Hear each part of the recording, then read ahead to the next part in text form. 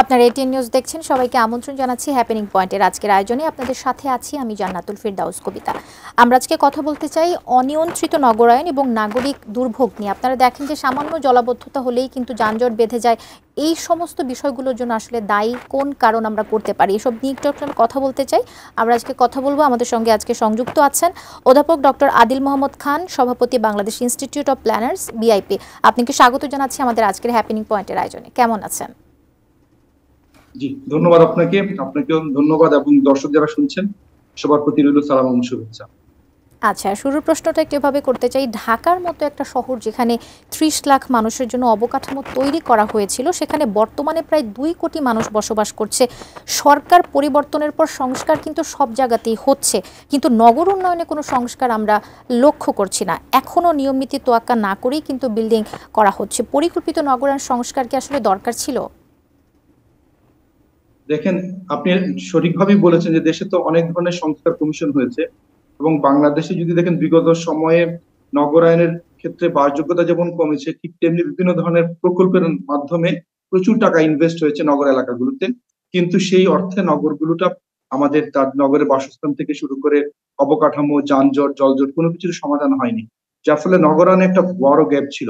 তো সরকার যেহেতু সংস্কারের যে ধারণা নিয়ে এগিয়েছে, আমরা আশা করেছিলাম যে অবশ্যই নগরায়ন বাংলাদেশের জিডিপিতে একটা বড় অবদান রাখে। আমার পাশাপাশি নগর এলাকাগুলো অবহেলিত, তাদের বাসযোগ্যতা কমছে। ফলশ্রুতিতে বাংলাদেশ যদি কাঙ্ক্ষিত লক্ষ্যমাত্রায় আমরা যদি দেশকে নিতে চাই, তাহলে নগর এলাকাতে আমাদের নগরায়ন প্রক্রিয়া কেমন হবে, অতীতের ভুলগুলো কেমন ছিল, কেন নগরায়ন ভুল পথে পরিচালিত হলো, এটা নিয়ে একটা কমিশন করে আমাদের সামনের যে যাত্রাপথটা আমরা ঠিক করতে পারতাম। কিন্তু দুর্ভাগ্যজনক বিষয় হচ্ছে যে নগরায়নের কমিশন হয়নি, সেটা একটা বাস্তবতা। আর বিপরীতে হচ্ছে যে নগরায়নের যে ফ্যাক্টর গুলো কাজ করে, বিশেষ করে যারা সে অর্থে রিয়েল এস্টেট থেকে শুরু করে যারা নগরায়নে একটা বড় প্রভাব রাখে বা বিভিন্ন ধরনের যে প্রকল্পের মাধ্যমে যে আমাদের নগরায়নের বড় বড় অবকাঠামোতে ইনভেস্টমেন্ট হয়, সেই জায়গাগুলোতে বড় কোনো পরিবর্তন আসে নাই। অনেক ক্ষেত্রে নেগেটিভলি ইম্প্যাক্ট করার চেষ্টা করা হচ্ছে। আপনি হয়তো শুনে থাকবেন ঢাকার ড্যাপের মাধ্যমে ঢাকাকে আরো কিভাবে ঢাকার ভিতরে ঘনবসতি বাড়ানো যায়, আমাদের উচ্চতা বা বহুতল ভবন বাড়ানো যায়, এই আলাপগুলোকে নিয়ে আসা হয়েছে। বিপরীতে আলোচনাটা হওয়ার কথা ছিল যে এত বড় নগর, সেখানে কেন ওপেন স্পেস নাই, খেলার মাঠ নাই, মানুষজনের বাসযোগ্যতা কম, কিভাবে তারা প্রাইমারি স্কুল পাবে, এই আলাপ নাই। মিডিয়াতেও দেখেন ফলশ্রুতিতে যেহেতু সরকার ড্যাব সংস্কারের উদ্যোগের বিষয়টাকে সামনে নিয়ে এসেছে, যেটা হচ্ছে যে এবং মিডিয়াতেও এই বিষয়গুলো আসছে যে পার বাড়ছে কিনা, অথচ সারা বাংলাদেশের নগরায়ন নিয়ে আলাপ করার কথা ছিল। ঢাকার ধ্বংস হচ্ছে না, ঢাকার পাশাপাশি আপনি চট্টগ্রামে যান, খারাপ অবস্থা, কুমিল্লা, ময়মনসিংহ, শেরপুর, যেখানেই যান নগর এলাকাগুলোতে মানুষ কিন্তু ভালো একটা পরিবেশে নাই। এই জন্য সরকারের একটা অগ্রাধিকারী নগরায়ন থাকার কথা ছিল, অথচ বিষয়টা তো নাই, বরঞ্চ অধিক ক্ষেত্রে নেগেটিভ ফোর্স গুলো সক্রিয় হয়েছে তাদের ব্যবসায়িক স্বার্থ। একদমই ঠিক বলেছেন। শহরের জমি ব্যবহারের ক্ষেত্রে কোনো রকমের সুনির্দিষ্ট নীতি কিন্তু অনুসরণ করা হয়নি। আবাসিক, বাণিজ্যিক, শিল্প এলাকা একত্রে মিশে গিয়ে একদম এলোমেলো পরিবেশ সৃষ্টি করেছে। পাশাপাশি যদি একটু বলি যে ভূমি ব্যবস্থাপনাও কিন্তু একটা বড় সমস্যা হিসেবে দেখা দিয়েছে। সরকারি ব্যবস্থাপনা এটা থেকে কি বের হওয়ার কোনো উপায় আছে আমাদের? পরিকল্পনার মৌলিক জায়গাটি হচ্ছে যে আপনি ভূমিগুলোকে এমন ভাবে সাজাবেন, যেটাকে আমরা ল্যান্ড ইউজ জোনিং বলি, সে যেন আপনার আবাসিক এলাকাতে অন্যান্য যেই শিল্প কারখানা বর্জ্য যেন না আসতে পারে, আপনার আবাসিক এলাকার কাছাকাছি যেন স্কুলগুলো থাকে। এই যে ভূমি ব্যবস্থাপনায় ছিল নগর পরিকল্পনার মৌলিক কাঠামো। অথচ দুর্ভাগ্যজনক বাস্তবতা যে বিগত সময়গুলোতে আমরা ভূমি ব্যবহারের ক্ষেত্রে এই যে প্ল্যানিং এর যে গাইডলাইন, সেটা তো মানিনি, বরঞ্চ অনিয়ন্ত্রিত মিশ্র ব্যবহারটাকে এমন পর্যায়ে নিয়ে এসেছি যে আপনি দেখবেন যে পুরান ঢাকা বা এখন মোহাম্মদপুর, মিরপুর, এমন অনেক জায়গাতেই আপনি দেখবেন যে একই ভবনের ভেতরে আপনার হচ্ছে যে রাসায়নিক গুদামও আছে, আবার সেখানে মানুষের বসবাসও আছে, আবার খাবারের রেস্টুরেন্টও আছে। আবার আপনি হয়তো প্ল্যান করে একটা হাউজিং এ একটা বাড়ি কিনলেন, কিন্তু আপনি হঠাৎ করে দেখবেন যে আপনার বাড়ির পাশে একটা কারখানা গুজিয়ে গিয়েছে এবং সেই কারখানার বিষাক্ত বাতাস পুরান এবং ঢাকাতে বিষাক্ত কিন্তু আমরা পানি এরকমটা সেটা দেখি এবং সেখানে অনেক রকমের অগ্নিকাণ্ড বা আমরা অনেক রকম দুর্ঘটনার সাক্ষীও কিন্তু হয়েছে এই সিচুয়েশনগুলোর কারণে।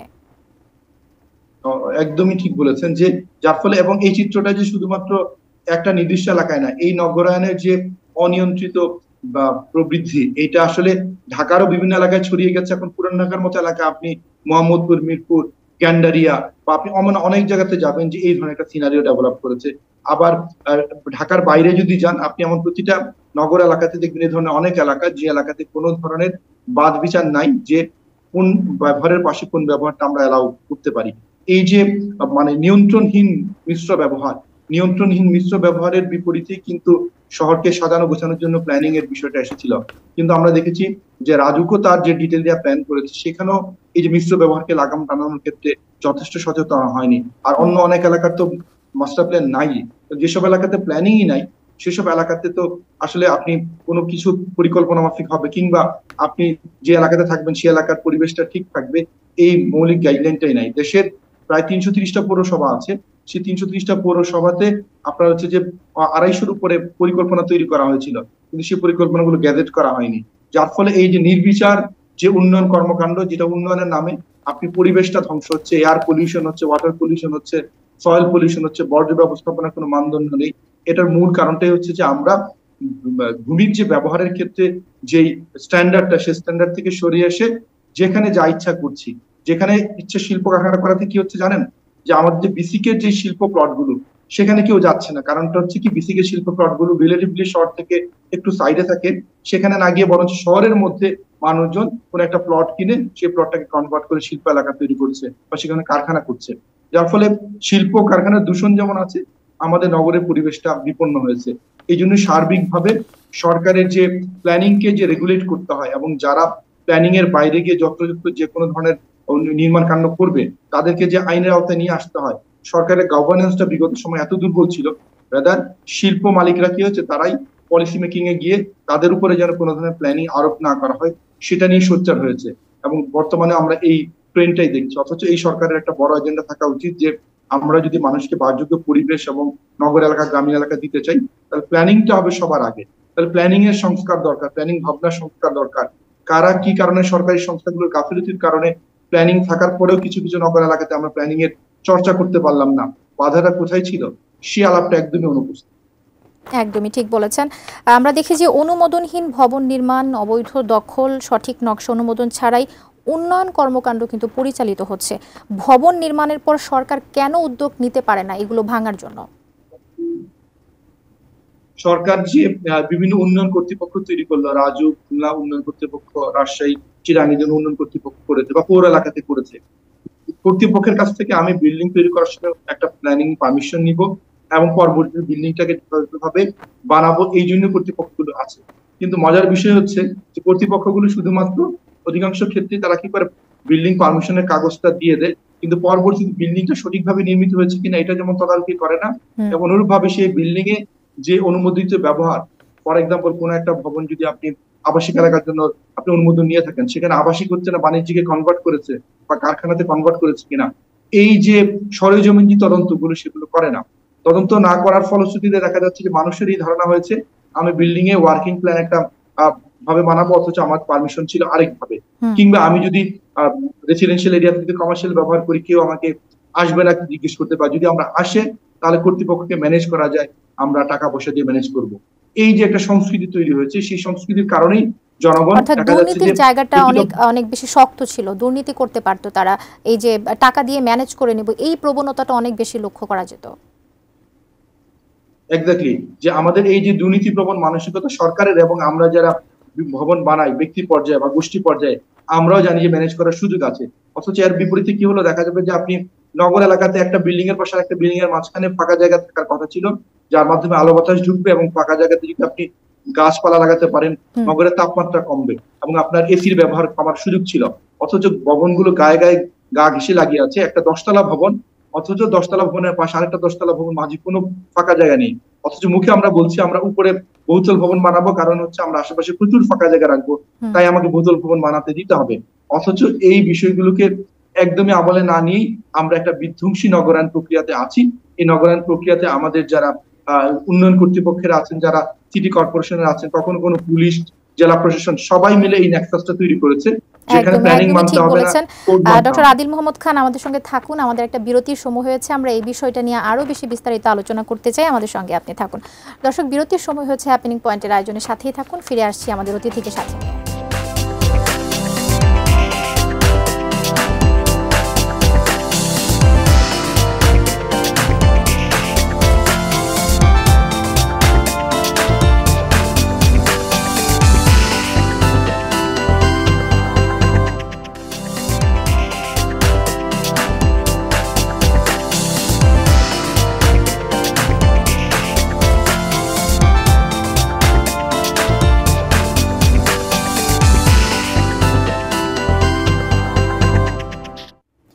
ফিরে এসে সবাইকে আবারও আমন্ত্রণ জানাচ্ছি হ্যাপেনিং পয়েন্টের আয়োজনে। আমরা আজকে কথা বলছিলাম অনিয়ন্ত্রিত নগরায়ন এবং নাগরিক দুর্ভোগ নিয়ে। আমাদের সঙ্গে আছেন অতিথি হিসেবে অধ্যাপক ডক্টর আদিল মোহাম্মদ খান, সভাপতি Bangladesh institute of planners VIP. এবার একটু যে বিষয়টা নিয়ে কথা বলতে চাই যে ঢাকা কিন্তু একসময় নদী এবং খাল বেষ্টিত ছিল।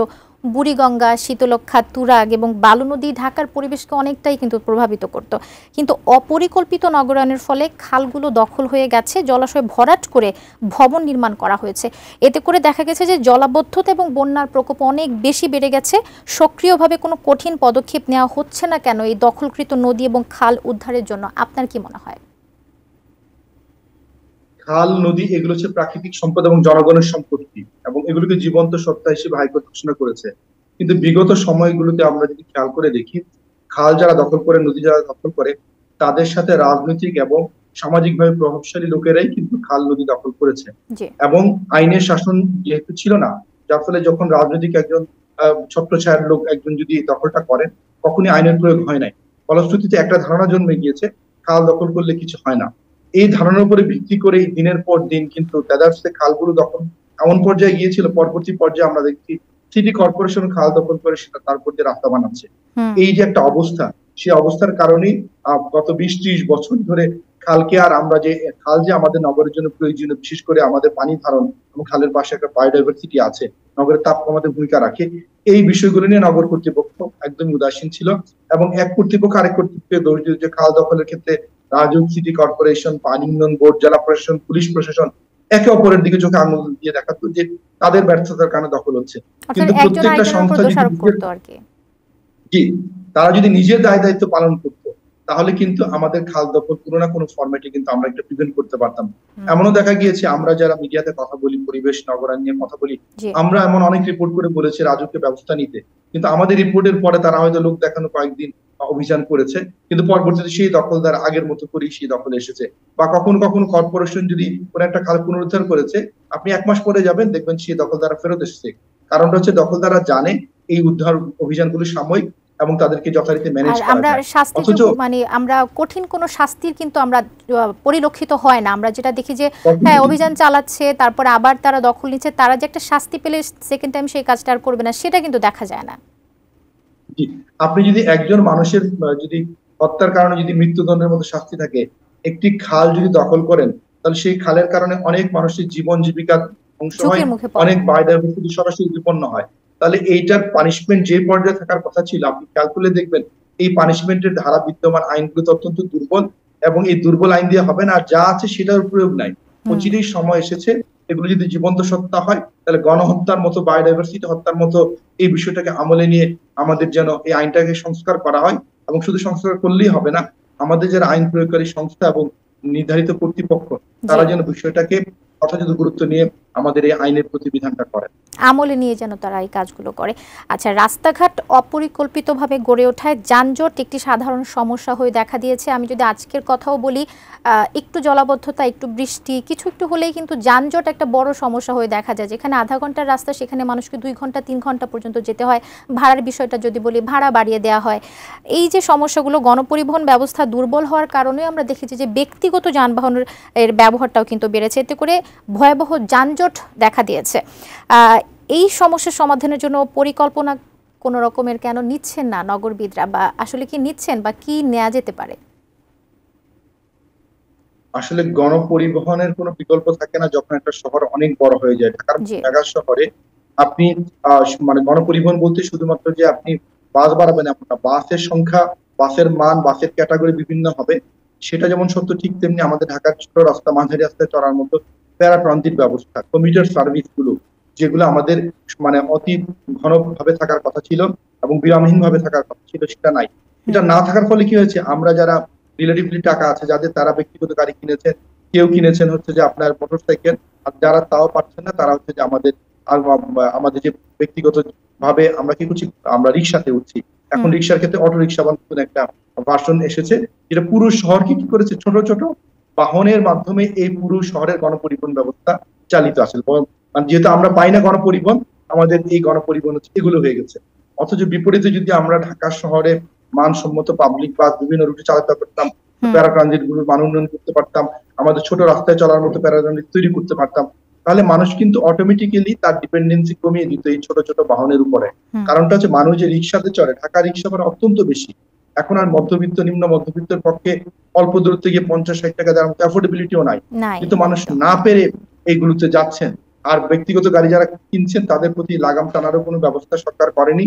একই পরিবারে যাদের অবস্থাপন্ন 2টা 3টা 4টা গাড়ি ব্যবহার করছে, এই যে একটা আপনার হচ্ছে বেইনসাফ এই পুরো নগরে পরিচালিত হচ্ছে। কারণটা হচ্ছে যে সরকার মেট্রোর মতো পরিবহন নিয়ে তার যে পরিমাণ আগ্রহ, অথচ মানসম্মত বাস নামাতে গেলে, প্যারা ট্রানজিট নামাতে গেলে সরকারের খুবই অল্প সময় কাজটা করা যায়, কিন্তু সরকারি কাজটা করছে না। আপনি সারা শহর জুড়ে গেলে দেখবেন যে এখন মেট্রোর জন্য ভয়ঙ্কর ভাবে খোঁড়াখুড়ি চলছে, নতুন লাইন যেগুলো হচ্ছে। হ্যাঁ, অথচ মেট্রোর জন্য যদি এত উদ্যোগ থাকে, তাহলে আপনি কেন একটা সরকার, একটা রাষ্ট্র কেন সে 5-6 হাজার ভালো বাস, আপনি কোন একটা ডেস্টিনেশনে যেতে চান সেই বাসগুলো নামাতে পারছে না? কেন আপনার ছোট ছোট প্যারা ট্রানজিট নামাতে পারছে না? আপনি লক্কর ঝক্কর মেক্সি এখনো চলে, কেন চলছে? কারণ এই মেক্সিতে যদি আমরা একটা জায়গা থেকে আরেক জায়গায় যেতে চাই, সেই মেক্সির মানটা কেন ভালো হয় না, যেন সেখানে নারী পুরুষ সবাই যেন যেতে পারেন, শিশুরা উঠতে পারেন। এই যে আইডিয়া গুলো অল্প টাকা দিয়ে স্বল্প সময়ে করা যায়, এই আইডিয়া গুলো সবসময় আমাদের নগর পরিকল্পনা ব্যবস্থাপনায় নীতি নির্ধারকদের কাছে প্রাপ্ত হয়ে আছে। এখনো আমরা দেখছি যে এই যে নতুন সরকার প্রায় বছর খানেকের কাছাকাছি গেল, তাদেরও গণপরিবহন নিয়ে খুব বেশি উল্লেখযোগ্য কোনো আমরা ব্যবস্থাপনা বা আলাপটা দেখিনি। রাদার এখনো চলছে যে আমরা জানি যে রিসেন্টলি RSTP ঢাকার রিভাইজ স্ট্র্যাটেজিক ট্রান্সপোর্ট প্ল্যান, সেটা রিভিশন হচ্ছে, সেখানেও কিন্তু বড় বড় আলাপ, কিন্তু ছোট আলাপগুলো কিন্তু যেগুলো জনগণের জন্য তার যে সাশ্রয়ী ব্যবস্থাপনার সাথে সম্পর্কিত, সে আলাপটা নাই। সে আলাপ না থাকার কারণেই ঢাকা শহরে এত প্রজেক্ট হচ্ছে ট্রান্সপোর্ট নিয়ে, এলিভেটেড এক্সপ্রেস নিয়ে অনেক কাজ হচ্ছে, পান্থপুঞ্জের ধ্বংস করে দিয়ে ব্যক্তিগত গাড়ি চালানোর জন্য এলিভেটেড এক্সপ্রেসের লাইন পলাশী পর্যন্ত নেওয়া হচ্ছে, কিন্তু গণপরিবহন চলবে কোথায়? এই আলাপটা নাই। এই সরকারের কাছে এই আলাপটা অনেক পেছনের দিকে। অথচ চাইলে ঢাকায় 3-4 বছরের মধ্যে ঢাকার যানজট দূর করা সম্ভব, যদি আপনি মানসম্মত গণপরিবহন দ্রুততার সাথে দিতে পারেন এবং পরবর্তীতে আপনি ছোট বাহনের উপর এক ধরনের রেস্ট্রিকশন বা রেগুলেশন আরোপ করতে পারেন। কিন্তু সেই জায়গাতে যাওয়ার মতো যে জনঘনিষ্ঠ যে ভাবনাটা নীতি নির্ধারকদের কাছে এখন আমরা দেখতে পাইনি। আচ্ছা, আমরা আমাদের সময় একদম শেষের দিকে চলে এসেছে, তারপরও ছোট করে একটু জানতে চাইবো যে ঢাকার ক্ষেত্রে দেখা যায় বৃষ্টি বা বন্যার সময় জলাবদ্ধতা একটা নিত্যদিনের সমস্যা হিসেবে আমরা দেখি যে অকার্যকর পয় নিষ্কাশন ব্যবস্থা এবং খাল জলাশয়ের অভাবে পানি সহজে নিষ্কাশিত হতে আমরা দেখি না। বৃষ্টির সময় একটু তোড়জোড় দেখি সিটি কর্পোরেশনে, তারপরে আমরা আসলে দেখি না। এইটা আসলে কেন হচ্ছে? এবং সবশেষ আপনার মতামত জানতে চাইবো যে এই অনিয়ন্ত্রিত নগরায়ন এবং নাগরিক দুর্ভোগ কিভাবে কমা যায়, সবশেষে আপনার একটু পরামর্শ। দেখেন, একটা শহরের উন্নয়নকে নিয়ন্ত্রণ না করতে পারলে কোনো মেগা প্রজেক্ট শহরকে বাঁচাতে পারবে না। যেই শহরে আপনি একটা শহরে যদি ল্যান্ডস্কেপ বা ইমেজে যদি আপনি দেখেন, একটা শহরের প্রায় 90% এলাকা, পৌর এলাকাতে আপনি কনক্রিট আর কনক্রিট, তাহলে বৃষ্টির যে জলাবদ্ধতা দূরীকরণের একটা মূল ফোকাস থাকে আপনার, যেমন খালগুলোকে সচল রাখা, ন্যাচারাল এবং আর্টিফিশিয়াল ড্রেনেজ ব্যবস্থা, তার পাশাপাশি হচ্ছে যে বৃষ্টির পানি অনেকটুকু সবুজের মাধ্যমে, ফাঁকা জায়গার মাধ্যমে আমার হচ্ছে গ্রাউন্ডে যাওয়ার সুযোগ করে দিতে হবে। অথচ ঢাকাতে এখনো সরকারি, আপনি যদি ছোট করে বলি, সরকারি যে প্লট সেখানে 50% জায়গা আগে ফাঁকা ছিল, সেই ফাঁকা জায়গার মধ্যে এখন নতুন আরেকটা বিল্ডিং হচ্ছে। আজিমপুরের মতো একটা সুন্দর যে রেসিডেন্সিয়াল কলোনি, সেখানে বিশাল বিশাল হাইরাইজ টাওয়ার হয়েছে এবং কনক্রিটে ঢেকে ফেলা হচ্ছে। তাহলে পুরো কনক্রিটাইজেশন করে আপনি কখনোই এই শহরে নগরের জলাবদ্ধতা দূর করতে পারবেন না। আমাদের এখন প্রয়োজন হচ্ছে যে নগরের প্রতিটি সবুজ এবং প্রতিটি ফাঁকা জায়গাকে সবুজের নিশ্চিত করা, এবং সেখানে যেন কনক্রিট না হয়, এবং যে জায়গাতে কনক্রিট হয়েছে সুযোগ থাকলে কনক্রিটের টাইল গুলোকে তুলে ফেলে সেখান থেকে সবুজ বাড়ানো। আর আমাদের এক্সিস্টিং যে ক্যাপাসিটি আছে, ড্রেনেজ বলি, আমাদের ন্যাচারাল যে খালগুলো আছে, তার অর্ধেকের মতো জায়গা হচ্ছে সেখানে প্লাস্টিক পলিথিন বর্জ্যে পরিপূর্ণ, তার ক্যাপাসিটির যা অর্ধেকও সে রান করতে পারছে না। তাহলে সেখানটাতে যদি আমরা তার ক্যাপাসিটি বাড়াতে পারি এবং পাশাপাশি কমিটিকে এঙ্গেজ করতে পারি, কমিটির জন্য সেই জায়গাগুলোতে কঠিন বর্জ্য না ফেলে এটাকে একটা সাস্টেনেবল বা টেকসই মডেলে যদি নিতে পারি, তাহলে ধীরে ধীরে ঢাকার জলাবদ্ধতার সমস্যার একটা পর্যায়ে কিছুটা উন্নতি সম্ভব। কিন্তু এটা মেনে নিতে হবে যেভাবে দেখতে পারবো। জি জি, আপনাকে অনেক ধন্যবাদ আমাদের সঙ্গে যুক্ত হয়েছেন। অর্থাৎ আমরা একটু বলতেই পারি যে আমরা সবুজায়নটা একটু বৃদ্ধি করতে পারি, পাশাপাশি আমরা পরিকল্পনার সাথে যদি নগরায়নটাকে সম্পন্ন করি, সেক্ষেত্রে আমরা অনেক বেশি উপকৃত হব। আপনাকে অসংখ্য ধন্যবাদ, যুক্ত হয়েছেন আমাদের সঙ্গে আজকের আয়োজনে।